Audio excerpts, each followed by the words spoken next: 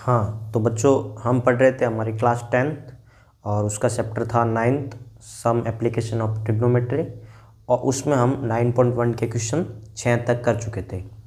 मेरा नाम है नरपत और मैं आपको क्वेश्चन नंबर 7th हम 7 से आज करेंगे।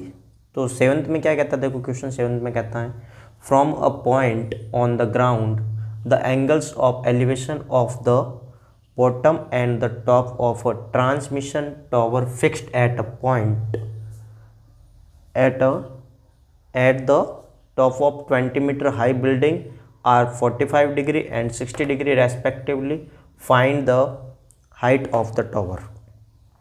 कैसे कह रहा है क्वेश्चंस, तो क्वेश्चंस क्या कह रहा है उसको हम समझने का प्रयास करते हैं और हम डायग्राम भी बनाने का प्रयास करते हैं। तो आंसर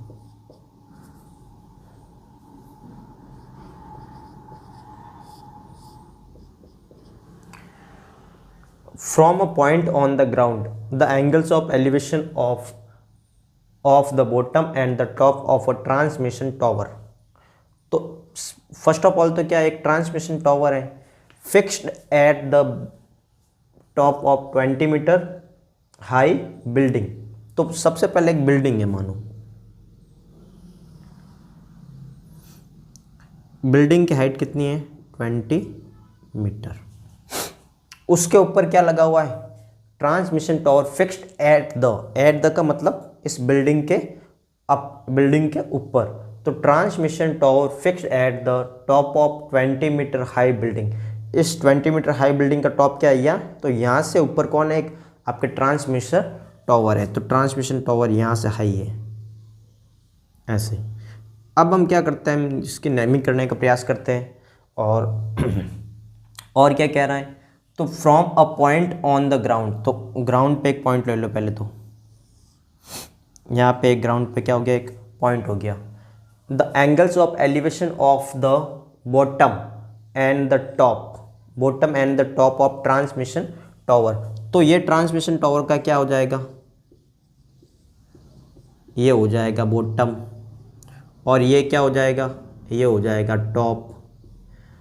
तो bottom and the top of a transmission tower fixed at the top of a 20 meter high building are 45 and 60 degree। 45 and यहाँ से पहले कौन आ रहा है बॉटम, तो बॉटम पे कितना बनाएगा 45 डिग्री और टॉप से कितना बनाएगा 60 डिग्री रेस्पेक्टिवली। का मतलब ये होता है, यानी कि यहाँ से जो इस पॉइंट को मिलाएंगे हम, यहाँ से जो पॉइंट मिलेगा और यहाँ से जो पॉइंट मिलेगा, तो यहाँ से तो कितना बना रहा है ये 45 डिग्री और टॉप से कितना बना रहा है 60 डिग्री। अच्छा, ये इनकी नेमिंग कर लेते हैं। यहाँ पे कौन पुट कर लिया हमने, ए, यहाँ पे ये हो गया बी, ये सी और ये डी। अच्छा, ये क्या है आपका, तो ये है ट्रांसमिशन टावर। ट्रांसमिशन टावर ये क्या है, ये है height of the building, height of the building.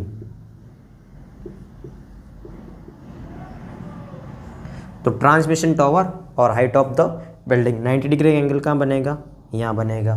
ठीक है, अब आपको पूछ क्या रहा है इसमें, आपको ये पूछ रहा है कि find the height of the tower. ये आपको हाइट फाइंड करनी है, ए भी फाइंड करना है। इसमें एंगल क्या दे रखा है इसके लिए 60, 45, ये 20 मीटर। इस प्रकार ये है, ये आपका टावर हो गया ट्रांसमिशन और ये पे हाइट ऑफ द बिल्डिंग। आपको फाइंड ये करना है कि ए बी की वैल्यू क्या आएगी। तो जो गिवन है वो लिख लेते हैं एक बार। गिवन क्या क्या है देखो,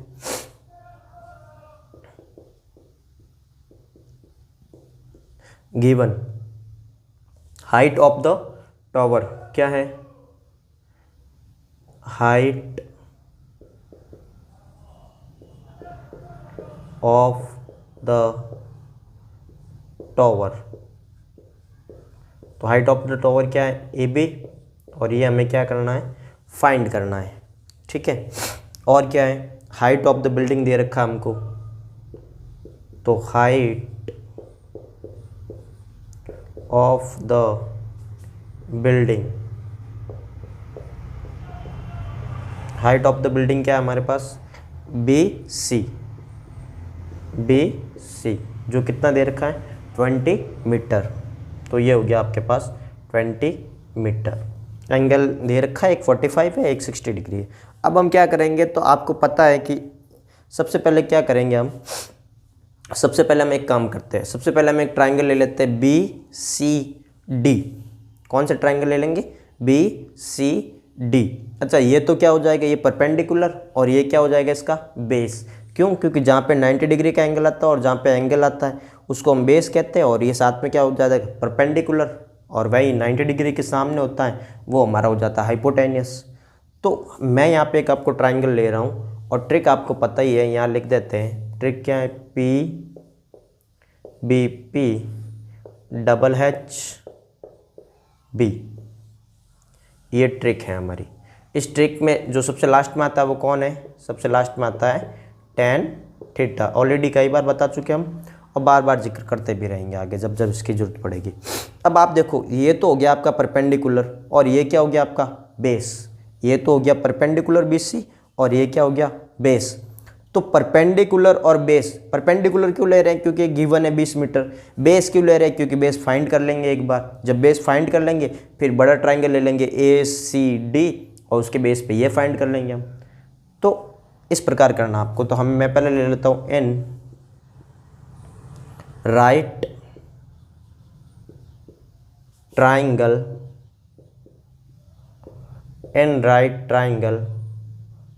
BCD।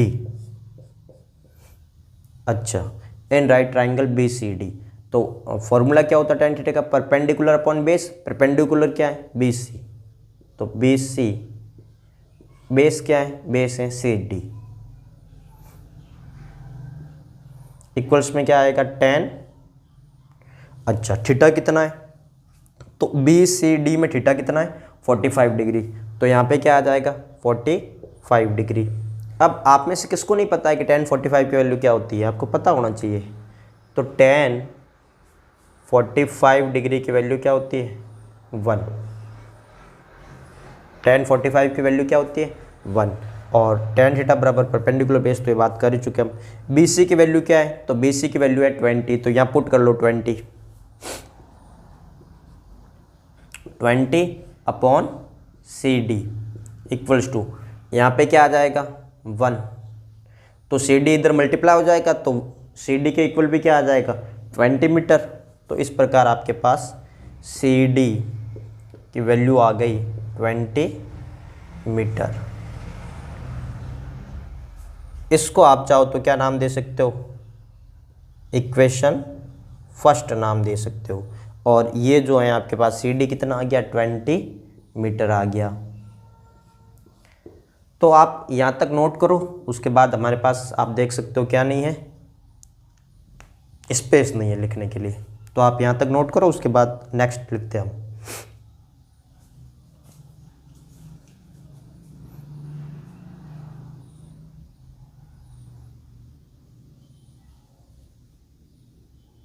तो हाँ बच्चों, अब हमें कौन सा ट्राइंगल लेना है ACD। तो मैं यहाँ लिख लेता हूँ N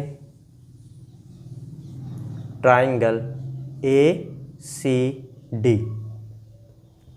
इसमें आपके पास एंगल ऑफ एलिवेशन क्या हो जाएगा, एंगल ऑफ एलिवेशन जिसको हम थीटा कहते हैं, एंगल ऑफ एलिवेशन यानी कि थीटा। देखो ACD में थीटा कितना है पूरा, तो 60 डिग्री। अच्छा, आप एक बात बताओ, AC क्या हो जाएगा, AC तो परपेंडिकुलर हो गया, और CD क्या हो जाएगा बेस, क्योंकि थीटा यहाँ पे आ रहा है। तो परपेंडिकुलर अपॉन बेस के लिए कौन सा थीटा लगता है tan थीटा। तो यहाँ लिख लेता हूँ मैं, परपेंडिकुलर क्या हमारे पास AC। अच्छा, AC को कैसे लिखोगे, AC तो यही बनेगा ना AB प्लस BC, तो ही तो AC बन रहा है। तो हम क्या लिख लेते हैं AB plus BC upon CD equals to tan 60 degree. अब मैं यहाँ पे कुछ बातें लिख लेता हूँ। tan 60 का वैल्यू क्या होता है, तो tan 60 का वैल्यू होता है √3। पता होना चाहिए आपको, नहीं है तो टेबल बनाओ बार बार, बहुत ज़रूरी है याद रखना इनको।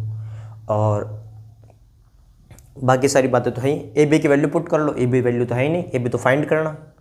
तो बी सी की वैल्यू पुट कर लो, सी डी की वैल्यू पुट कर लो। तो ए बी की वैल्यू क्या हो जाएगी, A B plus B C की वैल्यू 20 और सी डी की वैल्यू भी क्या है 20। अभी हमने फाइंड किया था, इक्वेशन 1 नाम दिया था उसको। और tan 60 की वैल्यू क्या होती है √3। तो आप क्या करोगे, 20 को इधर ट्रांसफ़र कर दो, 20 को क्या करेंगे इधर ट्रांसफ़र करेंगे। तो यहाँ पे मैं कर लेता हूँ इसको solve. A B equals to क्या हो जाएगा, ए B plus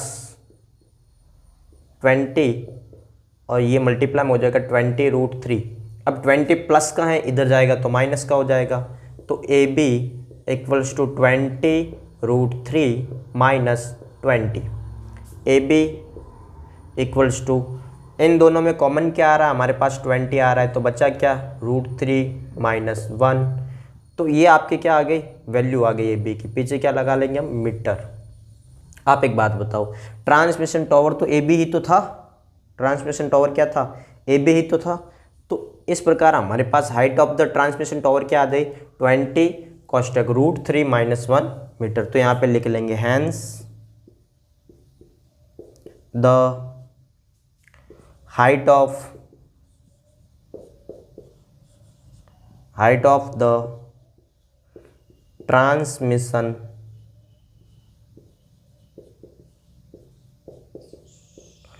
tower is 20 √3 minus 1 metre. इस प्रकार ये क्वेश्चन हमारा सॉल्व हो जाएगा। तो इसको अच्छे से नोट करो और आप प्रयास क्या करोगे, एक बार आप पहले अटेम्प्ट करो, उसके बाद सॉल्यूशन देखा करो। ठीक है बच्चों, नोट करो जल्दी से।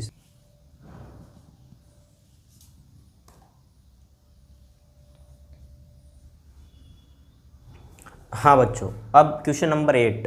क्वेश्चन नंबर 8 क्या कहता है, a statue 1.6 metre tall stands on the top of a pedestal from a point on the ground. The angle of elevation of the top of the statue is 60 degree and from the same point the angle of elevation of the top of the pedestal is 45 degree.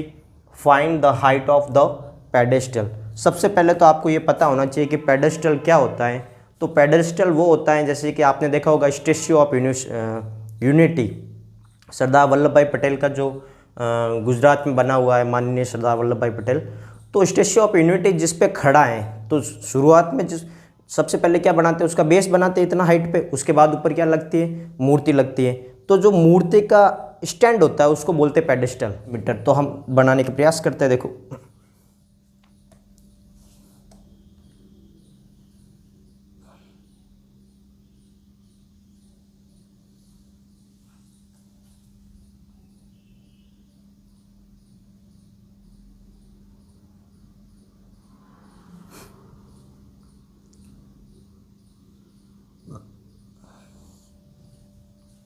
अच्छा, ये कितनी है जो stand कर रही है statue, वो है 1.6 मीटर। और ये कौन है आपका, ये है पेडेस्टल। तो यहाँ पे लिख लेते हैं हाइट ऑफ द पेडेस्टल। ये क्या है, ये आपके हो गए हाइट स्टैच्यू। तो स्टैच्यू की हाइट है ये ना, स्टैच्यू।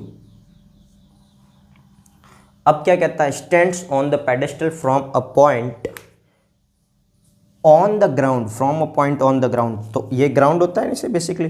तो यहाँ पे आपने कोई पॉइंट ले लेना है, मान लो हमने एक पॉइंट ले लिया।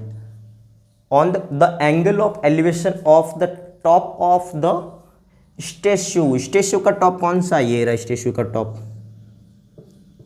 This is the top of the statue. यहाँ से ग्राउंड के साथ जो एंगल बन रहा है कितने डिग्री का बन रहा है, 60 डिग्री का बन रहा है। तो यहाँ से हम एक एंगल बनाने का प्रयास करते हैं जो कितना है, 60 डिग्री का है।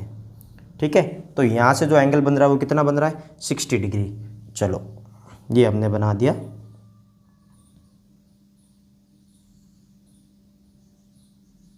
$60 एंगल। अब क्या कहता है, and from the same point on the angle of elevation of the top of the pedestal is 45 degree. Same point किसकी बात कर रहा है, ये इसी पॉइंट की बात कर रहा है। इसी पॉइंट से the angle of elevation of the top of the pedestal का टॉप कहाँ है, ये रहा,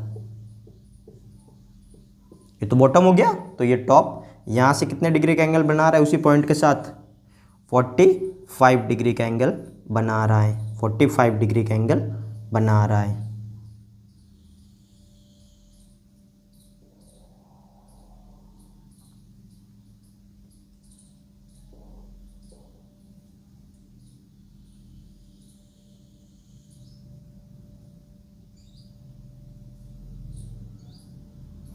ये जो एंगल है वो कितना हो गया आपका 45 डिग्री और ये बड़ा वाला 60 डिग्री। अच्छा, फाइंड क्या करना, फाइंड आपको करना है हाइट ऑफ द पेडेस्टल। तो नेमिंग कर लेते हैं इसको, हमने क्या नाम दे दिया, A B C and D। आपको क्या फाइंड करना, आपको फाइंड करना है BC, ये कितना होता है 90 डिग्री। ठीक है, ये आपका ग्राउंड हो गया। तो गिवन जो है वो लिख लेते हैं पहले, सबसे पहले सॉल्यूशंस। ठीक है, गिवन क्या है, तो गिवन है सबसे पहले आपको देखो क्या क्या गिवन है। एक तो गिवन है height of the statue, height of the statue. अच्छा, हाइट ऑफ द स्टैच्यू कितनी है, AB कितनी दे रखी है 1.6 मीटर। और क्या गिवन है, और तो कुछ नहीं गिवन है, नहीं गिवन है क्या है, एंगल ऑफ एलिवेशंस दे रखे, एक तो 60 डिग्री है और एक 45 डिग्री। तो वो हम उसके अकॉर्डिंग जहाँ हम लेंगे उसमें यूज़ कर लेंगे एंगल ऑफ एलिवेशंस। ठीक है, तो अब हम क्या करते हैं, फाइंड करने का प्रयास करना शुरू करते हैं। सबसे पहले हम लेते हैं इन राइट ट्राइंगल। सबसे पहले कौन सा ट्राइंगल लेंगे, BCD। अच्छा, ये क्यों ले रहे हैं, इसका एक रीज़न है। आप देखो एंगल कितना है 45 डिग्री है, 45 डिग्री जो tan थीटा लगाएंगे तो उसकी वैल्यू 1 हो जाती है, तो BC और CD इक्वल हो जाएगी। जब BC और CD इक्वल हो गई तो हमारे लिए आसान हो जाएगा इसको सॉल्व करना, क्योंकि उसके बाद जब हम ACD लेके इसको सॉल्व करने का प्रयास करेंगे तो अपने आप से ये सॉल्व हो जाएगा। आप देखना कैसे सॉल्व होता है। तो हमने पहले लिया इन राइट ट्राइंगल, कौन सा लेंगे, BCD। अच्छा, कौन सा लगाएंगे एंगल, तो ये तो क्या हो जाएगा आपका परपेंडिकुलर और ये क्या हो जाएगा बेस। ये क्या हो जाएगा BC परपेंडिकुलर और ये क्या हो जाएगा बेस। परपेंडिकुलर और बेस के लिए अभी पिछले क्वेश्चन में भी हमने लिखा था PBP/HB। ये जो है ये क्या है आपका tan थीटा। तो थीटा की वैल्यू क्या है, BCD में एंगल ऑफ एलिवेशन क्या है 45 डिग्री। 60 डिग्री नहीं होगा, 60 डिग्री तो पूरे के लिए है, 45 डिग्री। तो आप चाहो तो लिख सकते हो इसमें angle of elevation, angle of elevation जिसको हम थीटा भी कहते हैं, वो कितना हो गया 45 डिग्री। tan थीटा लगा लेते हैं तो BC/CD आ जाएगा, BC/CD इक्वल्स टू 10।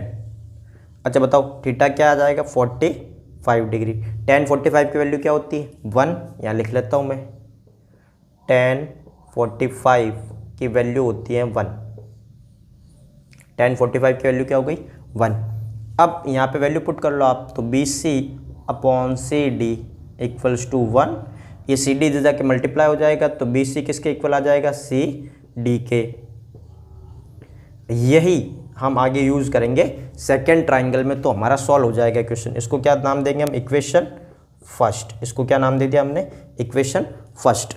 तो ये दोनों इक्वल आ गए, BC और CD, ये दोनों क्या आ गए, इक्वल आ गए। आप इतना नोट करो क्योंकि स्पेस नहीं है, तो बाद में आगे सॉल्व करते हैं। जल्दी से नोट करो इसे।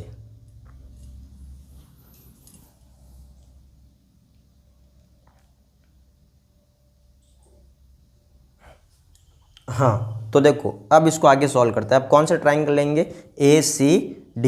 यहाँ पे 90 डिग्री का एंगल है, तो अब देखो हम लिखने का प्रयास करते हैं इसको, in triangle A C D, angle of elevation, angle of elevation, angle of elevation यानी कि थीटा कितना हो जाएगा 60 डिग्री। आप खुद देख लो ए सी डी, तो एंगल ऑफ एलिवेशन क्या हो गया पूरा 60 डिग्री।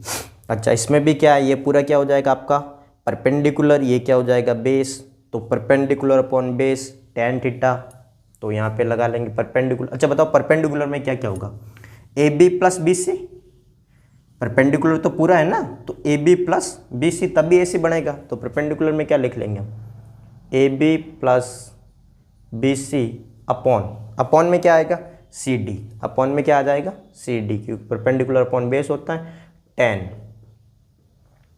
अच्छा tan थीटा की वैल्यू 60 डिग्री। अब आप देखो एक इक्वेशन फर्स्ट थी, उसके अकॉर्डिंग अगर हम यहाँ पे इसको सॉल्व करने का प्रयास करें तो क्या हो जाएगा सॉल्व, देखो ए बी, अच्छा ए बी की वैल्यू तो गिवन है, ए बी की वैल्यू कितनी है 1.6, तो ये हो गई 1.6 plus 1.6 plus B C upon C D की जगह पे भी क्या लिख लेंगे, अभी तो हमने सॉल्व किया था ना बी सी प्लस, अब बी सी और सी डी इक्वल है, तो बी सी डी की जगह पे भी मैंने क्या लिख लिया बी सी इक्वल में tan 60 की वैल्यू होती है √3, यहाँ पे लिख लो tan 60 इक्वल्स टू √3। अच्छा आप कहेंगे sir B C C D क्यों नहीं लिखा, सी डी भी लिख लेंगे, ऐसा कोई दिक्कत वाली बात नहीं, लेकिन हमें तो फाइंड क्या करना बी सी, इसीलिए सी डी को भी बी सी में कन्वर्ट कर रहे हैं। यहाँ पे लिख लेना फ्रॉम इक्वेशन 1,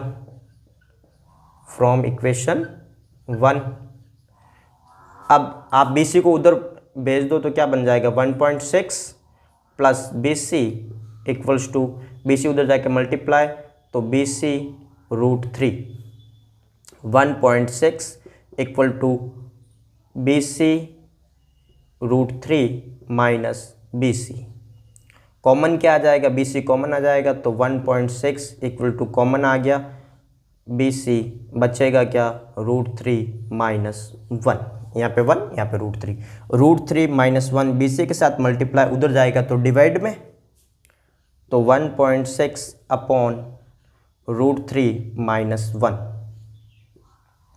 ये किसके इक्वल आ जाएगा आपके बी सी के इक्वल आ जाएगा, बी सी के इक्वल आ जाएगा। लेकिन आप जानते हो कि नीचे √3 माइनस 1 एक ऐसी नंबर है, ये इरेशनल नंबर है, और हमारा जो डिनोमिनेटर है वो कभी इरेशनल नहीं होना चाहिए, तो इसको रेशनलाइज करने के लिए हम क्या कर लेंगे मल्टीप्लाई, बीच में अगर माइनस है तो प्लस लगा के मल्टीप्लाई करना, बीच में अगर प्लस है तो माइनस लगा के मल्टीप्लाई करना। ऐसा क्यों सर, तो एक इक्वेशन है जिसको हम बोलते हैं आइडेंटिटीज़ क्या लगती है, तो आइडेंटिटीज़ ये लग जाएगी कि a plus B and a minus B, इन दोनों को मल्टीप्लाई करते हैं तो क्या आता है a square minus B square. ये आइडेंटिटीज़ यहाँ यूज़ करने के लिए इसको प्लस से मल्टीप्लाई करना पड़ता है, तो √3 प्लस 1 और √3 प्लस 1, इसको क्या बोलते हैं हम रेशनलाइज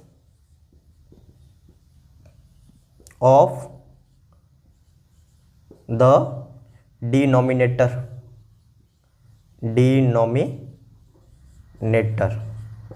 ये आपका रेशनलाइज ऑफ डिनोमिनेटर हो जाएगा। अब आप देख लो a plus B A minus B, ऊपर तो सीधा मल्टीप्लाई, तो ऊपर तो क्या हो गया 1.6 कोष्टक √3 प्लस 1 अपॉन √3, तो a स्क्वायर, a ये हो गया आपके पास a, ये क्या हो जाएगा b, तो √3 का स्क्वायर माइनस 1 का स्क्वायर 1.6 √3 प्लस 1 अपॉन √3 का स्क्वायर क्या होता है 3 और 1 का स्क्वायर 1, √3 का ध्यान रखना आपको, √3 का स्क्वायर नहीं पता है किसी को, तो √3 का स्क्वायर मतलब √3 मल्टीप्लाई √3, तो ये 3 ही आता है। क्यों आता है इसका रीज़न है, रूट का मतलब होता है जिसकी पावर हाफ हो, तो हाफ ऐड होके वो अलग बताएंगे कि अभी फिलहाल ऐसे ही ध्यान रख लो, माइनस कर लो इसको तो क्या बन जाएगा देखो 1.6 √3 प्लस 1 अपॉन 3 माइनस 2 को इससे कट कर लो, तो 1.6 को अगर काटेंगे तो क्या आएगा 0.8, तो हमारे पास जो BC है उसकी वैल्यू आ जाएगी 0.8 कोष्टक √3 प्लस 1 मीटर। BC के बराबर इक्वल क्या आ जाएगा 0.8 कोष्टक √3 प्लस 1 मीटर। तो ये वैल्यू आ गई, तो अब हम लिख लेंगे हैंस द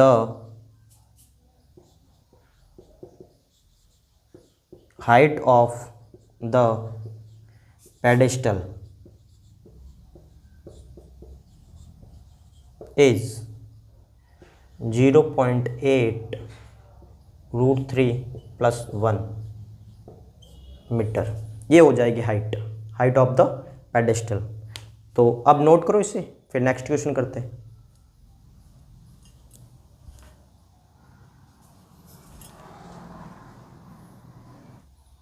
हाँ, तो अब देखो बच्चों, अब क्या है question number 9th। The angle of elevation of the top of a building from the foot of the tower is 30 degree and the angle of elevation of the top of the tower from the foot of the building is 60 degree. If the tower is 50 meter high, find the height of the building. तो tower की height तो दे रखी है 50 metre, तो हमें क्या find करना, building की हाइट क्या है ये हमें फाइंड करना। तो इसको देखो कैसे फाइंड करना, सॉल्यूशंस।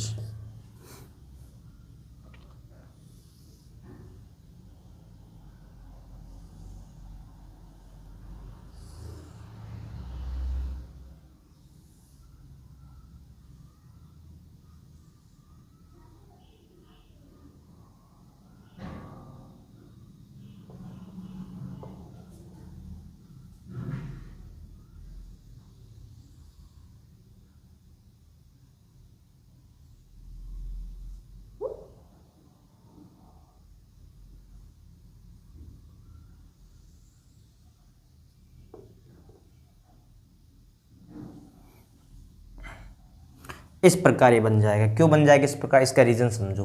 कैसे, the angle of elevation of the top, तो हम इसको तो क्या मान लेते हैं ए बी, ये हो जाएगा हमारे पास सी और ये D. The angle of elevation top of building, तो बिल्डिंग का टॉप कौन है, ये टॉप। क्यों, क्योंकि उसको हम क्या मान रहे हैं, the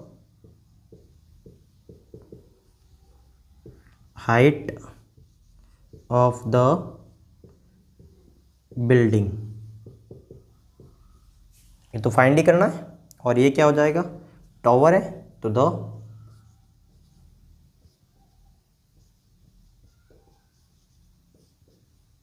height of the tower, ये कितना गिवन है हमें, height of the tower 50 metre.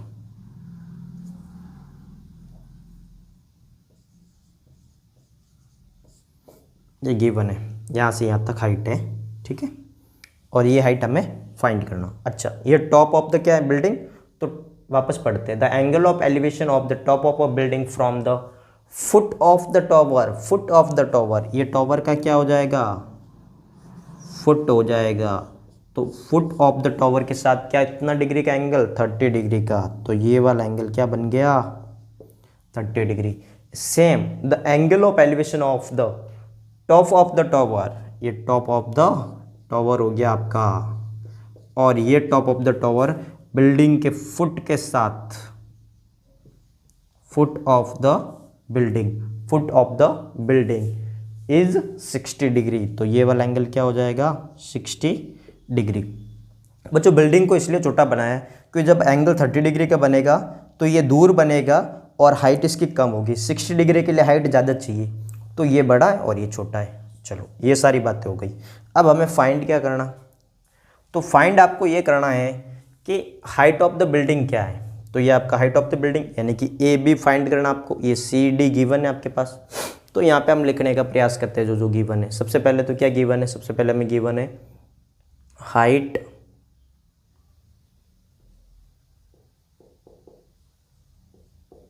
Of the tower, height of the tower क्या है हमारे पास, सी डी जो कितना गिवन है 50 मीटर। फाइंड क्या करना, height of the building find करना, height of the building AB, ये फाइंड करना। अब हम क्या करेंगे कि जब ये 50 मीटर गिवन है तो इसका और इसका रेशियो लेके, परपेंडिकुलर और बेस का रेशियो लेके पहले ये फाइंड कर लेंगे, फिर इन दोनों का रेशियो लेके ये फाइंड कर लेंगे। कितना इजी, देखो इन दोनों का रेशियो लेके ये फाइंड कर लो, जैसे ये आए तो इन दोनों का रेशियो लेके ये फाइंड कर लो। कैसे करना वो सारा हम देखेंगे इसमें। देखो सबसे पहले मैं ट्राइंगल क्या लेना, in triangle, no doubt right angle triangle ये सारे। तो कौन से ट्राइंगल लेंगे, BDC या फिर BCD, जो आपकी इच्छा बोल सकते हो, BCD, BCD। इसको ध्यान से देखना, ये देखो BCD में ये वाला एंगल कितना है, 60 डिग्री। तो एंगल ऑफ एलिवेशन 60 डिग्री, यहाँ पे ये 90 डिग्री का बना है ऐसे, ठीक है। और ये आपका क्या हो जाएगा, परपेंडिकुलर, और ये क्या हो जाएगा, बेस। तो यहाँ पे लिख लो angle of elevation, angle of elevation theta 60 डिग्री, tan थीटा लगेगा नो डाउट परपेंडिकुलर और बेस के लिए। अब ट्रिक तो नहीं लिखेंगे, बहुत बार लिख चुके हैं। तो परपेंडिकुलर क्या है, ये रहा परपेंडिकुलर CD, बेस क्या है CB, BC। तो परपेंडिकुलर हो जाएगा CD, बेस क्या हो जाएगा BC, इक्वल्स टू क्या आएगा tan 60। tan 60 की वैल्यू अभी लिखी थी हमने, वापस लिख लेते हैं एक बार, tan 60 √3, वैल्यू पुट कर लो। CD की वैल्यू क्या है, CD की वैल्यू को, तो CD की वैल्यू 50, तो यहाँ आ जाएगा 50 अपॉन BC इक्वल्स टू √3। इसको इधर मल्टीप्लाई कर लो, इसको इधर मल्टीप्लाई कर लो, नहीं तो एक काम करते हैं, BC को पहले इधर फाइंड कर लेंगे। तो क्या आ जाएगा 50 इक्वल्स टू BC √3। तो अल्टीमेटली आपके पास BC की वैल्यू क्या आ जाएगी, 50 अपॉन √3, BC इक्वल्स टू √3। तो ये आपके पास BC की वैल्यू आ जाएगी 50 upon √3। This is the value of BC, that is the value of BC। तो अब जैसे ही BC की वैल्यू आ गई, इसके बाद हम कौन सा ट्राइंगल लेंगे, ट्राइंगल ABC। तो इतने को नोट करो, इसके बाद ट्राइंगल लेके फाइंड करते हैं AB। चलो जल्दी से नोट करो इसे।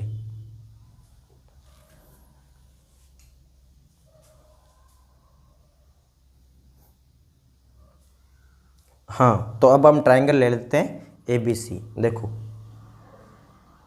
In triangle ABC, angle of elevation क्या हो जाएगा, एंगल ऑफ एलिवेशन थीटा,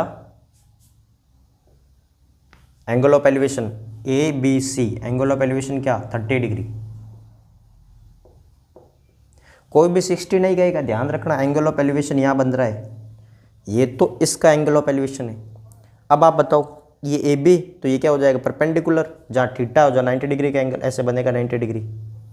तो जहाँ थीटा हो तो ये बेस हो जाएगा परपेंडिकुलर। तो यहाँ पे क्या आ जाएगा, बेस और परपेंडिकुलर को किसके रेशियो में आता है, tan थीटा के। तो पहले परपेंडिकुलर हो जाएगा AB अपॉन बेस क्या हो जाएगा BC equals to tan 30 degree. और tan 30 की वैल्यू सभी को पता है, 1/√3। This is the value of tan 30, याद होना चाहिए आपको। अब आप एक बात बताओ, AB की तो फाइंड ही करना है, तो AB का तो AB, BC की वैल्यू कितनी आ गई 50/√3 इक्वल्स में tan 30 की वैल्यू 1/√3।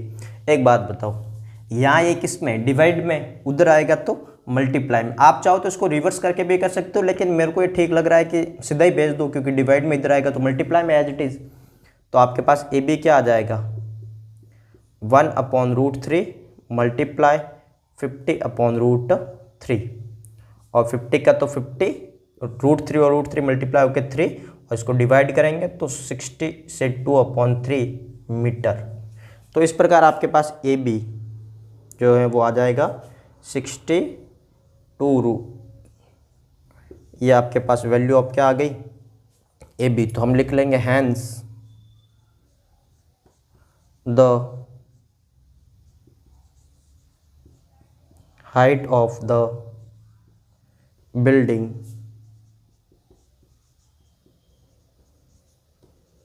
Is 62/3 metre. तो इस प्रकार ये बच्चों आपका सवाल सॉल्व हो जाएगा, ए बी की वैल्यू आ जाएगी। तो आज इतना ही करेंगे हम इस पूरे को देखने के लिए। Thank you very much. पढ़ते रहिए, आगे बढ़ते रहिए, नोट कर लीजिए इसे अच्छे से और ये प्रैक्टिस करते रहिए।